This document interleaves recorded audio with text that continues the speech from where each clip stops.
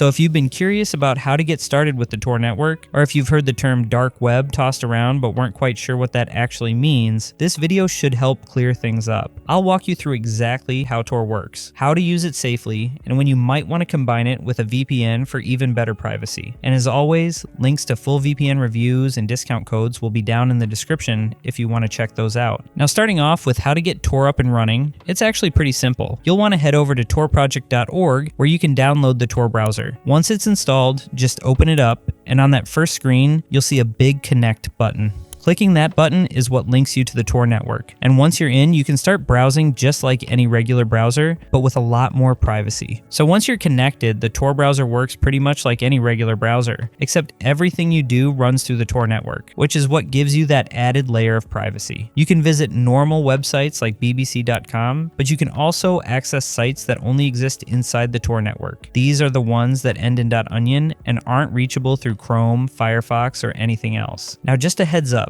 browsing will be noticeably slower than you're used to. That's because your traffic is bouncing through multiple relays, and it's all encrypted at every step. But the benefit is that you can visit websites that are blocked or censored in your country, and even access pages that aren't listed publicly anywhere. As for finding these .onion links, they're not always easy to stumble across. So most people either use Tor-friendly directories or search engines designed for the network. It's one of those things where once you've got a few saved, it gets easier to navigate. Now, because Tor lets you access .onion sites, that's where the whole idea of the dark web comes in. It's just a part of the internet that isn't indexed by search engines and isn't accessible through standard browsers. And while some of what's out there can be sketchy or outright illegal, there are also plenty of legitimate uses for it, especially when it comes to privacy and anonymity. That said, it's not a space to explore randomly. There are curated lists of safe and useful dark websites you can find with a quick search, and those are a much better place to start. So whether you're looking for privacy-focused forums or tools that aren't available on the regular web, it's just about knowing where to look and avoiding anything that feels off. So the main reason someone would choose Tor over a standard browser really comes down to anonymity and privacy. With Tor, your connection gets routed through multiple encrypted relays, which helps mask your location and identity. That makes it especially useful if you're trying to bypass censorship, like accessing the BBC in countries where it's normally blocked. It's also a solid choice if you just want to keep your browsing habits private from your ISP or any network you're connected to, like if you're on public Wi-Fi at a hotel or airport. While it's not perfect, it's one of the most effective tools available for getting around regional blocks and avoiding basic surveillance. Now, what really sets Tor apart is something called onion routing, and it's exactly what it sounds like. Your data gets wrapped in multiple layers of encryption, like the layers of an onion. Each time it passes through a new server or node, one of those layers is peeled away until it finally reaches the website you're trying to visit. There are three main steps here. First, your connection goes through an entry node, which sees your IP address, but not the final destination. Then it gets relayed to a middle node, which can't see where it came from or where it's going. And finally, it exits through the exit node, which sends the request to the actual website, but has no idea who you are. So the result is a system where no single point knows both who you are and where you're going. And that's what makes Tor so good at preserving anonymity. But because it's bouncing through three different nodes, that's also what causes the slower speeds. So if you're in a country with heavy internet restrictions, like Iran or China, Tor can be a really effective way to access websites that are normally blocked. For example, if something like the BBC is censored in your region, you can use Tor to get around that by routing your connection through servers outside the country. And because the traffic is encrypted and anonymized, your ISP or local network won't be able to see what sites you're visiting. It's one of the easiest ways to bypass censorship without having to rely on more complex setups. Now, one of the easiest ways to tell if a site is exclusive to the Tor network is by its .onion address. These domains don't work on regular browsers, and that's by design. They're built to live entirely within the Tor ecosystem, which helps protect both the site and the user. So anytime you come across a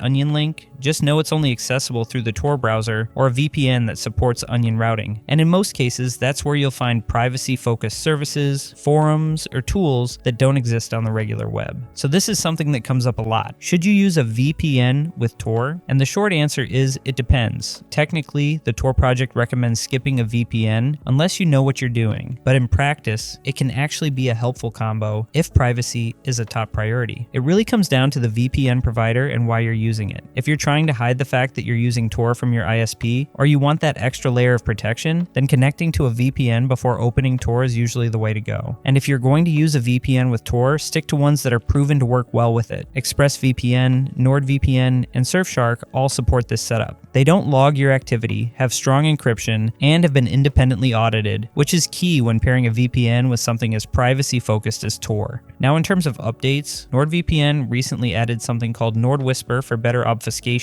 ExpressVPN improved its window speeds, and Surfshark continues to be the only one of these three that offers unlimited device connections, which can be pretty convenient. So if you do decide to use a VPN with Tor, there are two ways to set it up. The most common, and generally the safest, is VPN first, then Tor. This means you turn on your VPN, connect to a server, and then launch the Tor browser. What this does is hide the fact you're using Tor from your internet provider or anyone monitoring your connection. It can also help you get around blocks if Tor is restricted on your network. Setting it up is pretty simple. Just open your VPN app, choose a location, connect, and then start Tor. That's it. All your traffic now runs through the VPN first, then through the Tor network. There's also a second method, Tor first, then VPN, but this one's a lot trickier. It means sending your traffic through Tor first, and then routing it through a VPN after it exits. That setup can hide your destination from the Tor network, but it's harder to configure, and doesn't offer as many clear benefits unless you have a very specific use case. So for most people, sticking with VPN then Tor is the better choice. Now, if you're using NordVPN, there's actually a really convenient way to access Onion sites without opening the Tor browser at all. It's called Onion over VPN, and it's built right into the NordVPN app. All you have to do is go to the Specialty Servers tab and choose Onion over VPN. Once you're connected, Nord automatically routes your traffic through the Tor network, even if you're just using something like Chrome or Firefox. So from there, you can head to any .onion site directly, and it'll work just like that. This setup is perfect if you want the benefits of Tor routing without having to switch browsers, and it still keeps your data encrypted and private the entire way through. So if you're using ExpressVPN or Surfshark, you can still get the same privacy benefits. You'll just need to set things up manually. The process is the same as we covered earlier. Open your VPN app first, connect to a server, and then launch the Tor browser. That way, your traffic goes through the VPN before entering the Tor network. It's a really easy setup, and you're getting the same result as Nord's built-in feature, just with a little more manual control. And because both ExpressVPN and Surfshark have strong no-logs policies, fast connections, and good privacy track records, they're great options for pairing with Tor. So that's a quick overview of how Tor works, how to use it safely, and when it makes sense to combine it with a VPN. Whether you're just looking to browse more privately or access blocked content, tools like Tor and a good VPN can go a long way in keeping you secure online. And if you want to explore any of the VPNs I mentioned, like NordVPN, ExpressVPN, or Surfshark, I'll have full reviews and any current discount links down in the description. So hopefully you found this helpful, and if you did, please leave a thumbs up, as I always appreciate that. And if you have any questions about Tor,